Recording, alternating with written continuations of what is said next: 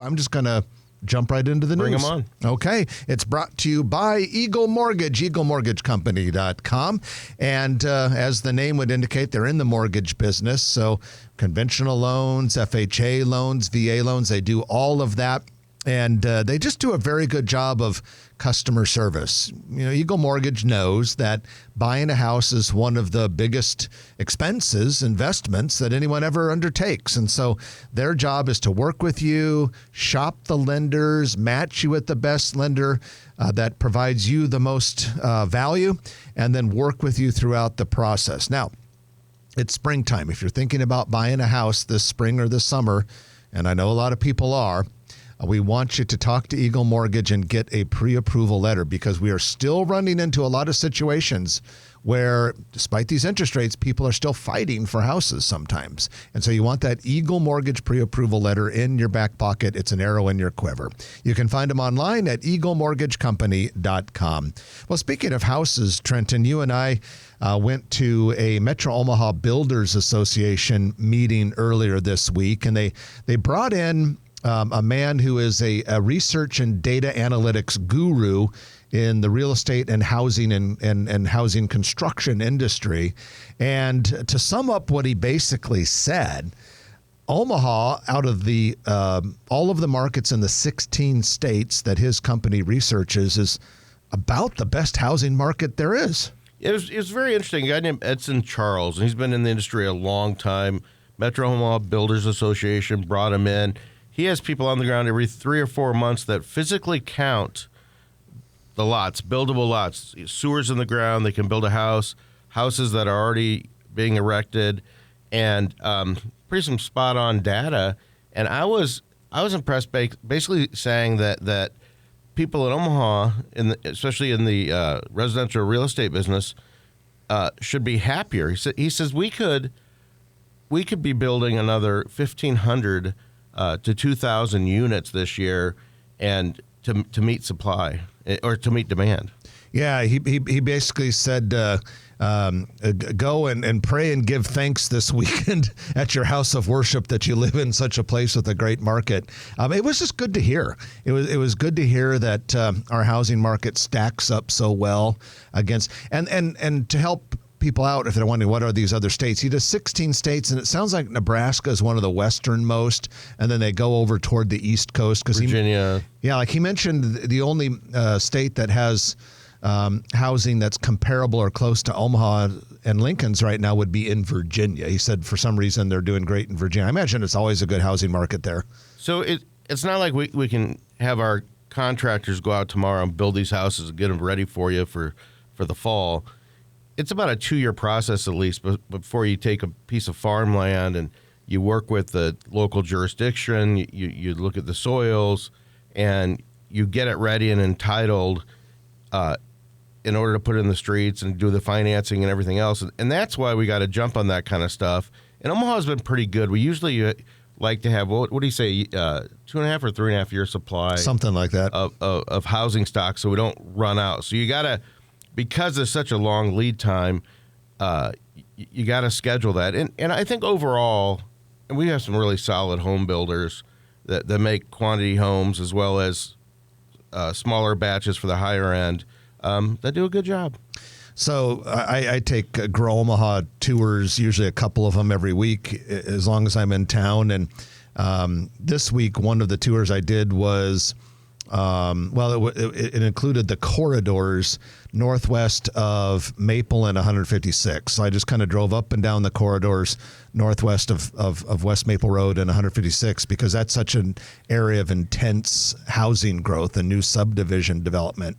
And a couple weeks had gone by since I drove up in that area of town. And I swear even in a couple weeks, it seems like there'll be like a new subdivision that's graded or something like that. But yeah, there is a lot of single family housing construction in that far northwest area. And it's fun just to name one, say Celebrity Homes, who's always done a good job on entry-level homes and above. And, those entry-level homes we're talking about are probably above $300,000 for most of them, and not your father's entry-level home. No, it's not. And Gail Larson and his team up there, if it wasn't for them, we wouldn't have a lot of entry level homes. So we need more, but it takes some strong wills, and it's fun to see the growth patterns out there as you're talking about. The Northwest out there, we're seeing more industrial go out Highway 133, Blair High Road, but we're also seeing Gretna is just on fire. La Vista, we're seeing Bellevue and Papillion also take off. Well, you mentioned Gretna, and that brings us to the Gretna Landing development. This is the very large development that is in the early stages northwest of 192nd and Highway 370. And we wanted to give you a few updates about what's happening there at Gretna Landing. The first thing to open was a Scooter's Coffee. It is now officially open. There's a Walgreens store that is really close. When you drive by it, you can see in the window they're starting to set up the inside, but the construction is done. A Chase Bank building is fully enclosed and scheduled to open late this summer. Now, the biggest development in that area will be a Fleet Farm, and grading for that store, which is going to be 150,000 square feet, should start this fall, with opening planned for the fall of 2025. And then finally, grading is underway in that area for a 250-unit multifamily project. So Gretna has been an area of concentration when we talk about suburban growth for some time now, but it is picking up. And we're talking about just west of the world's largest Hy-V, Correct. 135,000 feet.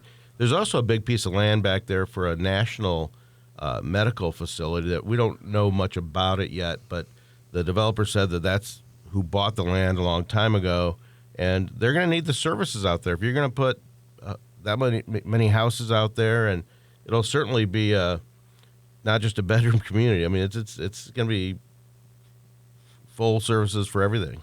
Well, the day will come within the next couple of decades where both Papillion and Gretna have over 50,000 people living in them.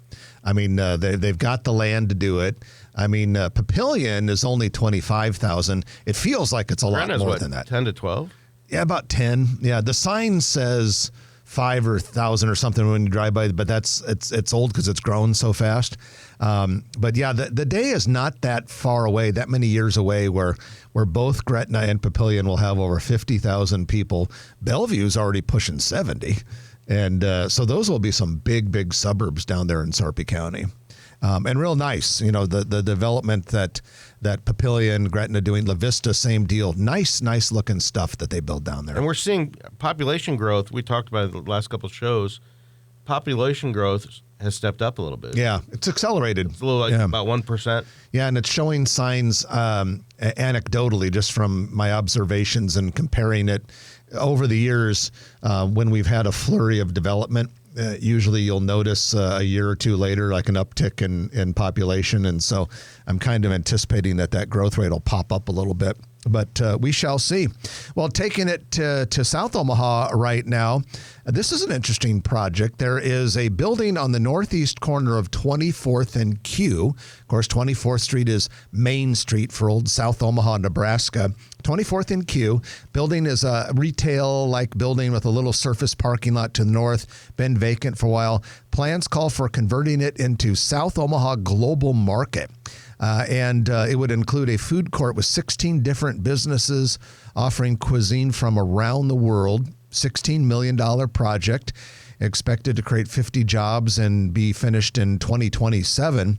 If that happens, that would be a nice complement to the Plaza de la Raza expansion plans that are down there. And then there's a group also working on a parking garage that would serve that historic 24th Street corridor. So good news there. I'd imagine it's indoors, but I kind of feel like it should be indoor-outdoor type of food court down there. It's funny you should say that, because there's one thing that there's a lot of things that are cool about the South 24th Street corridor, but one of them is that even on a 15-degree day or a 115-degree day, it seems like there's more outside activity than you see in other parts of town. So that's a good point. Yeah. They could do that. Well, the CHI Health Center Omaha is going to host the first ever championship of the Pro Volleyball Federation. It'll take place on May 15th and then the finals on 18th.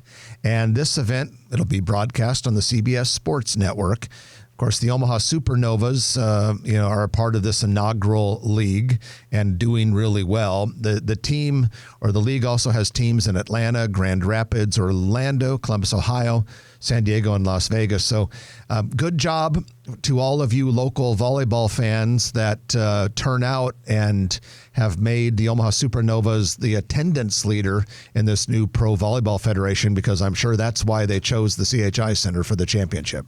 And it's just nice to see more people visit Omaha for the first time, or multiple times for that matter. And we need to spread the word. And I think the next decade, Omaha has great opportunities to attract more students, attract more families moving here. And it's a quality of life thing. And the more hits we get on national and international media, we'll take them. I agree. I mean, I said it was either last week or the week before I made the comment that we are entering a golden age here in Omaha, and I'm convinced we are. I mean, you think about the things that are going to open in this town in 2026 through 2028, and it's pretty evident that we're going into one of those periods that I think sometimes folks will look back at and think, okay, in the late 18th century, Omaha boomed, and then in the 1920s, it did great again. This is going to be another one of those golden eras. Well, one of the signs or symbols of this golden era we're entering in is the new Mutual of Omaha headquarters tower, and we like to periodically give you updates on this. It keeps creeping upwards. The concrete shear tower, which is the spine of the future 677-foot tall building, is now up to the 10th floor. They're pouring concrete for the 10th floor. And if you haven't been by, next time you're in the downtown area, just walk over to 14th and Farnham or drive by, and you'll be impressed with the size and scope of the building. The parking garage, which will comprise the first 12 levels, is, depending on which corner of the building, it kind of looks like they're working on about the 4th level in certain places. So that's coming along quite nicely. Speaking of buildings that are working on higher levels, Children's Nebraska is building the new behavioral health hospital at about 85th and Dodge on the south side, so just west of the primary children's hospital. That building, steel frame going up there, and parts of it already working on the 4th floor. It looks monstrous. The scale from Dodge Street is damned impressive. I mean, it has a street presence, Trenton. Cool building, and even cooler stuff will take place inside that building. Some desperately needed services in our community that we're excited to get that building open. And then finally, our final item today, Westgate Plaza on 84th Street between Interstate 80 and Center Street. We have some big changes going in there. Westlake Ace Hardware will be moving from 84th and Center into a bigger space in Westgate Plaza. It's going to take pretty much all the space north of Mangelson's.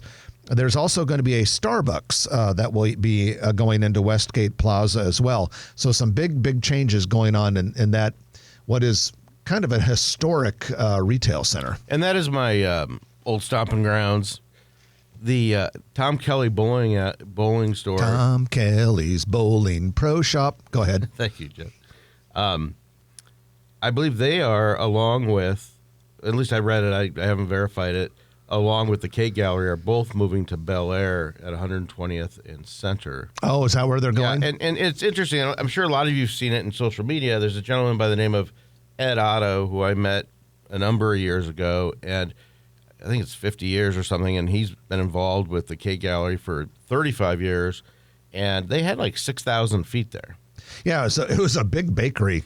The news coverage of that, though, frankly, was a little uncomfortably cringy because the Kate Gallery owner was really publicly lamenting, some would say whining. That's not my word, but some would say kind of whining about having to leave, and there was talk about getting customers to pre-order things, and it seemed a little bit weird because, in business, people, tenants come and go. It's just part of the deal. Right. And I understand that it's a neighborhood staple and it's been there for a long time and stuff, but it's not squatters' rights.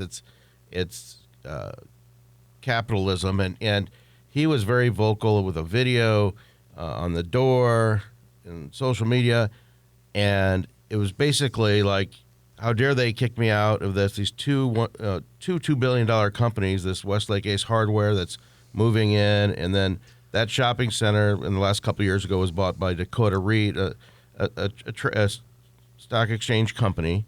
But they're doing business and they're doing what's right for their building. Now, that's why tenants have leases, and they should up their leases before they run out, and everybody has leverage. And I think the K-Gallery is a great product. Ed Otto was talking about $600,000 in order to put in the new store at Bel Air, and he was pre-selling gift cards and things like that. And I don't know where that's going to lead him, but we wish him luck. I just thought it was interesting. It was one of the first times in my 30 years where I saw a very successful store not planning ahead, and this was inevitable. I'm told that the landlord gave him about a year and a half advance notice, so it wasn't a surprise. Public service announcement: if you want to be guaranteed to never have to move, own your own building. All right, that is your news of the week, brought to you by Eagle Mortgage, EagleMortgageCompany.com. If you like this video, be sure to hit those like and subscribe buttons. And remember, Grow Omaha is not just media. This is a mission. We are trying to build up Omaha and make it an even better place. We can only do that with your help. Share this video with your friends, neighbors, and family.